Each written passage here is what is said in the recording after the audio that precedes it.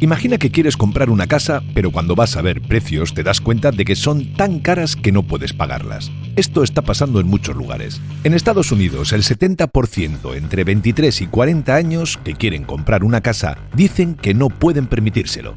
En el Reino Unido, la situación es aún peor. La asequibilidad de la vivienda está en su peor punto desde el siglo XIX. En solo 2 generaciones, los precios de las casas han subido mucho más rápido que lo que la gente gana en su trabajo. Los precios se han duplicado en relación con la inflación, mientras que los salarios se han quedado atrás. Además, los bancos están cobrando más intereses cuando la gente pide una hipoteca. Las tasas hipotecarias han subido hasta el 6,7%, lo que hace que sea aún más difícil para la gente normal comprar una casa. Y si no puedes comprar una casa, tienes que alquilar. Pero los alquileres también están muy caros. Se espera que aumenten en más de un 8% este año en promedio. Y en las grandes ciudades es aún peor. Por ejemplo, en San Francisco ahora puedes pagar $1.200 al mes solo por una cama en un cuarto compartido.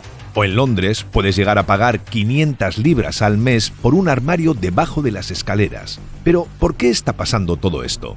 Bueno, hay muchas razones, pero una de ellas es que hay unas empresas muy grandes que están comprando casi todas las casas. Estas empresas se llaman Vanguard, Blackstone, UBS y BlackRock. Juntas han comprado $60.000 millones en casas. Estas empresas tienen mucho dinero porque manejan el dinero de sus clientes y pueden pagar más que la gente normal. Ellos deciden dónde invertir ese dinero para obtener más ganancias. Y una de las cosas en las que están invirtiendo es en el mercado inmobiliario. Entonces, cuando una casa se pone a la venta, estas empresas pueden ofrecer hasta un 50% más que el precio de venta solo unas horas después de que las casas se pongan a la venta, y hace que sea muy difícil para la gente normal competir con ellas.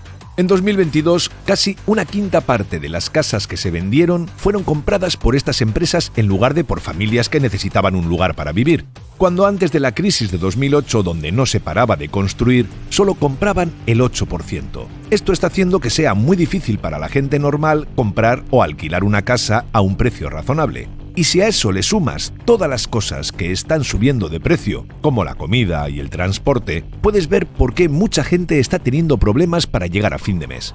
Pero no todo es malo. Hay personas y organizaciones que están trabajando para encontrar soluciones a este problema. Por ejemplo, hay grupos que están construyendo viviendas asequibles para personas con bajos ingresos. También hay programas gubernamentales que ayudan a las personas a pagar el alquiler o a comprar una casa. Además, hay historias inspiradoras de personas que han encontrado maneras creativas de afrontar este desafío. Por ejemplo, hay familias que han decidido compartir una casa grande con otras familias para poder pagar el alquiler o la hipoteca. También hay personas que han decidido vivir en casas móviles o en pequeñas casas para reducir sus gastos.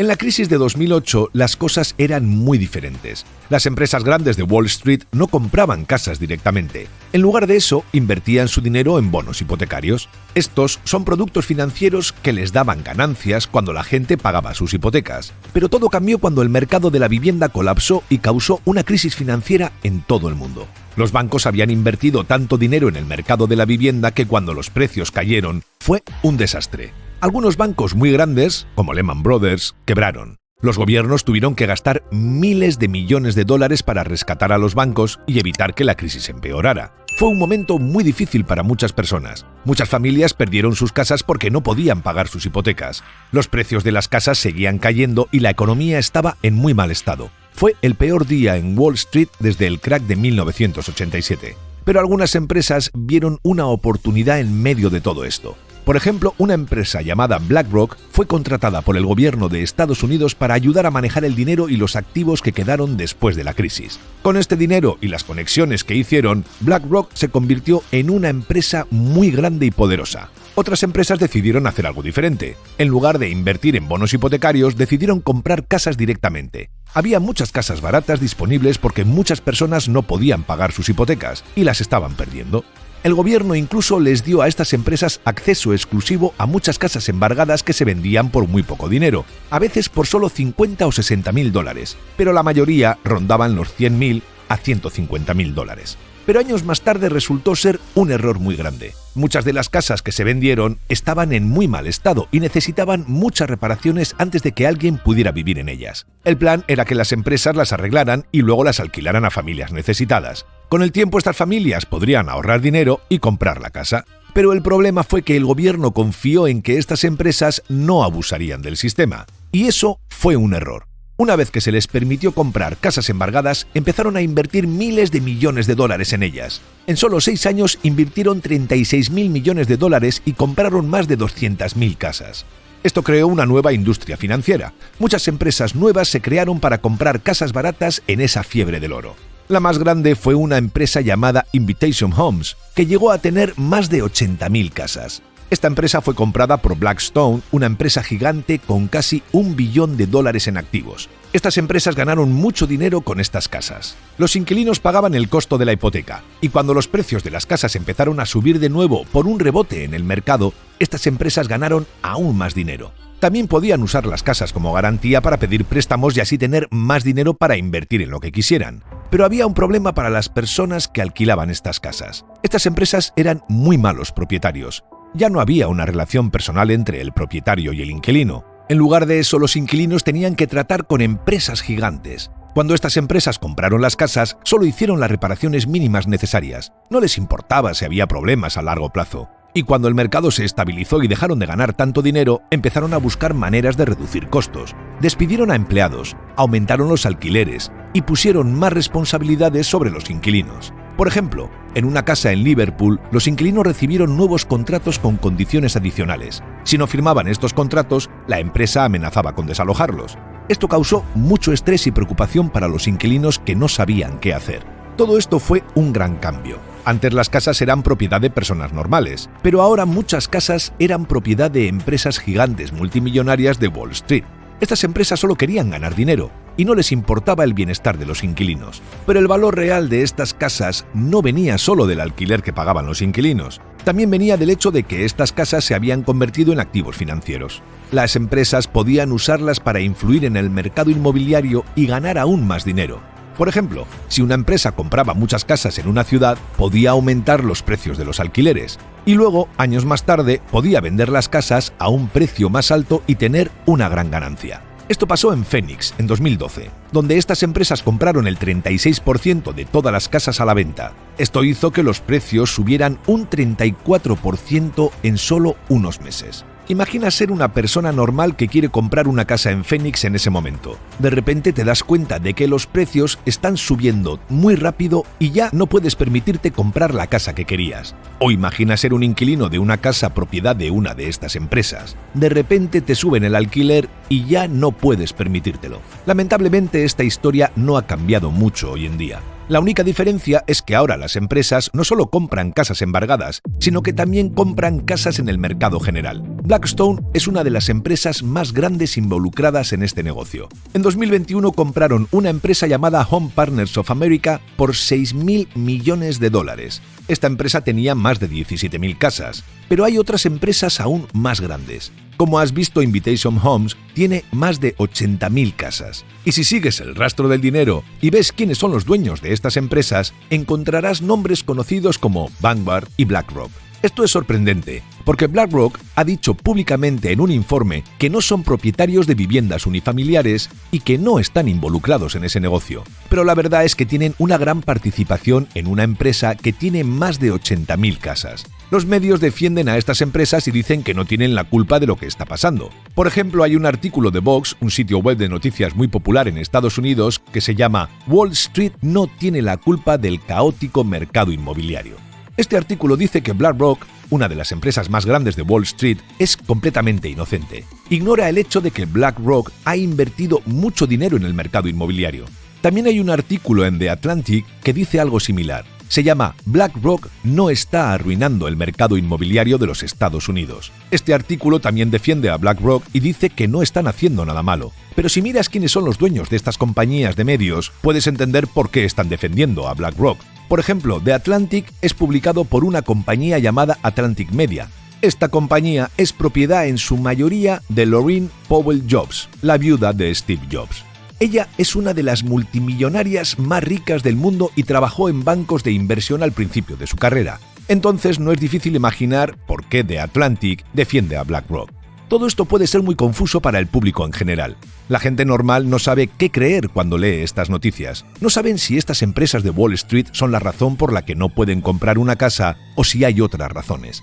Y mientras todo esto está pasando, hay noticias que están asustando a los mercados financieros. Por ejemplo, hay un modelo matemático avanzado que predice una probabilidad del 98% de que haya una recesión. Cuando se anunció esto, muchas acciones importantes bajaron de precio. BlackRock es una de las empresas que se encarga de cuidar el dinero de otras empresas y personas. Imagina que tienes una hucha llena de monedas, pero no sabes cómo cuidarla para que no te la roben o para que no pierda valor. Entonces le das tus ahorros a BlackRock para que la cuide por ti. Así, muchas empresas y personas le dan su dinero a BlackRock para que lo cuide y lo haga crecer. BlackRock tiene muchísimo dinero, billones de dólares. Con todo ese dinero, BlackRock compra partes de otras empresas muy grandes como Apple, Facebook, Nike, General Electric, Disney, Microsoft, Tesla, Google, y la lista sigue y sigue. Pero tener tanto control puede ser un problema. Los estudios han demostrado que cuando dos empresas compiten entre sí pero tienen un dueño en común, como BlackRock, pueden ser tóxicas para su industria.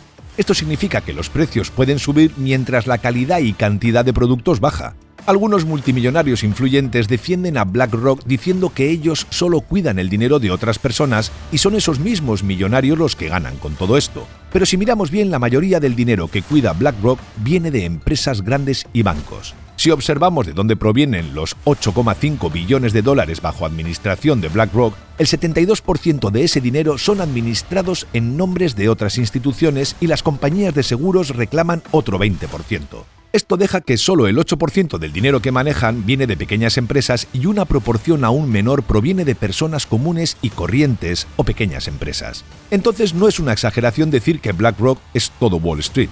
Aunque BlackRock dice que son sus clientes los que ganan los activos, sus clientes son casi siempre otros bancos o grandes empresas. Al poner su dinero en manos de BlackRock, lo colocan al cuidado de un representante leal y fiable. Saben que BlackRock actuará en su interés porque la supervivencia de BlackRock depende del dinero de estos clientes. Pero ¿por qué BlackRock tiene tanto poder en Wall Street? ¿Por qué pueden influir tanto en la economía mundial? Bueno, tienen un as bajo la manga llamado Aladdin. Aladdin es un software creado por BlackRock en 1998 que les da ventaja sobre su competencia. Al principio era un programa primitivo diseñado para predecir el futuro de los mercados bursátiles y qué inversiones es más probable que sean rentables. Pero después de 25 años de retoques, mejoras y progreso tecnológico, se ha convertido en un monstruo absoluto. Representa lo último en inteligencia artificial y tecnología algorítmica. Mediante el estudio de innumerables terabytes de datos, el objetivo principal de Aladdin es leer el futuro. Sus predicciones y evaluaciones financieras son en realidad aterradoramente precisas. De hecho, es tan preciso que en el transcurso de 2020 se confió en Aladdin para administrar más de 21 billones de dólares. Los principales bancos se están beneficiando enormemente de esta tecnología. Cada vez que alguien usa esta tecnología, BlackRock gana dinero porque cobran tarifas por cada centavo que maneja Aladdin. Pero lo que Aladdin realmente representa es el ideal tecnócrata de poder controlar el riesgo en el futuro. Cada línea de código en Aladdin está alineada hacia el objetivo final de prevenir y evitar el riesgo mediante el análisis del pasado. Esto puede mantener el sistema funcionando para siempre. Esta es otra razón por la que los lobos en el mundo financiero están tan enamorados de Aladdin. Su trabajo es mantener completamente intacto el sistema que los ha hecho ricos. Por lo tanto, cualquier dinero que pongan en Aladdin solo mejorará esta causa. Es un ciclo de retroalimentación positiva y está creciendo exponencialmente. Por ejemplo, en 2013 Aladdin controlaba el 7% de los activos financieros del mundo, pero hoy en día esto se ha más que duplicado. Si el dinero es igual a poder, entonces Aladdin representa la entidad más poderosa que el mundo haya visto jamás. Y Aladdin es solo un títere de BlackRock. BlackRock es quien supervisa todo este poder. Ellos son los que controlan todo este dinero. Nuevamente, los medios de comunicación de los que BlackRock es un pequeño dueño hablan bien de esa empresa. Está claro. ¿Cómo vas a hablar mal de uno de tus jefes? Aunque técnicamente el dinero no es de BlackRock, ellos tienen mucho control sobre cómo se usa. Es como si tuvieras una hucha llena de monedas, pero alguien más decide cómo gastarlas. Y como BlackRock tiene tantas acciones en muchísimas empresas, a menudo obtienen un asiento en las juntas directivas y una gran parte del poder de voto. Detrás de las puertas, BlackRock y otras compañías como ella tienen una influencia incalculable en las decisiones de las compañías más grandes que usamos los ciudadanos normales a diario. Es decir, sin que tú lo sepas, BlackRock influye más en tu vida de lo que creerías. Larry Fink es el jefe de BlackRock. El tipo es tan importante que acaba de dar un discurso en el G20 a los líderes mundiales y mantiene reuniones individuales con presidentes como Emmanuel Macron. BlackRock tiene mucha influencia sobre el gobierno de los Estados Unidos. Después de la crisis financiera de 2008, el gobierno les dio el control total de algunos activos. Desde entonces han sido como uña y carne. Todos los presidentes han consultado con Larry Fink sobre asuntos financieros y algunos ejecutivos de BlackRock han obtenido puestos gubernamentales superpoderosos, como Brian Deasy, un ejecutivo de BlackRock que ahora dirige el Consejo Económico Nacional de Biden. Pero en los últimos años, BlackRock ha empezado a usar su poder para promover su propia agenda política. Han creado una forma de calificar a las empresas en función de cómo cuidan el medio ambiente, cómo tratan a las personas y cómo toman decisiones. Esto se llama puntuación ESG, que son las siglas en inglés para ambiental, social y gobernanza. El problema es que todo esto es solo una fachada. A pesar de decir que quieren ayudar a la humanidad, BlackRock todavía está invirtiendo en combustibles fósiles y otras empresas que no son buenas para el medio ambiente. No les importa financiar fábricas en China siempre y cuando sus inversiones en empresas como Nike y Apple sigan siendo rentables. Pero cada vez más personas se están dando cuenta de esto. Hay más críticas a BlackRock y su influencia en la economía global. Cuando se trata de cosas como comprar una casa, la gente está empezando a darse cuenta de que BlackRock puede ser un problema. Aunque BlackRock está comprando medios de comunicación, cada vez más personas están viendo su plan malvado. Pero como una gran parte del negocio de BlackRock se basa en evitar riesgos y desastres, es probable que sigan siendo una empresa importante por mucho tiempo. Esperamos que te haya gustado el vídeo. Si es así, nos ayudaría muchísimo que nos dejases un comentario, ya que la red neuronal de YouTube esto lo valora muchísimo y así recomienda nuestros vídeos a más gente. Le dieses a like y actives la campanita para que te llegue una notificación cuando subamos nuestro próximo vídeo. Así que nos vemos en él. Un saludo.